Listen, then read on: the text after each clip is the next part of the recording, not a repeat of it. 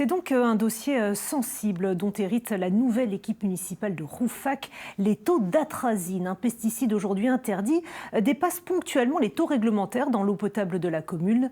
Alerté par la préfecture qui demande une remise aux normes, le nouveau maire a choisi de tout rendre public. Tom Himmler et Vincent Lemiel. Tout est parti de cette lettre de la préfecture. Elle annonce au nouveau maire que la dérogation en place depuis 2023 a pris fin en février. Le dossier n'ayant pas été remis dans les temps, Rouffach n'a plus l'autorisation de distribuer une eau dépassant les normes d'atrazine.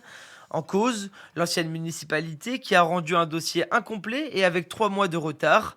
Face à cet héritage, révélé 15 jours après son installation, le nouveau maire choisit la transparence. Le but de la publication de mon communiqué et de mon communiqué à la population, c'est de tenir une ligne, premièrement, de transparence, de dire les choses. Ça, c'est le premier point, donc exercice de transparence.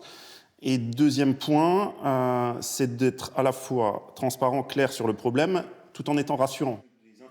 Rassurant car le problème est surtout administratif. À 0,25 microgrammes par litre, le taux dépasse la norme mais reste infiniment loin de l'alerte sanitaire fixée à 60 microgrammes par litre. L'eau coule donc sans danger au robinet. Reste une question, pourquoi retrouve-t-on la trace de ce désherbant 25 ans après son interdiction ? Le problème principal avec des pesticides comme l'atrazine, c'est qu'ils sont très persistants dans l'environnement, ça veut dire dans les sols, mais aussi dans les eaux.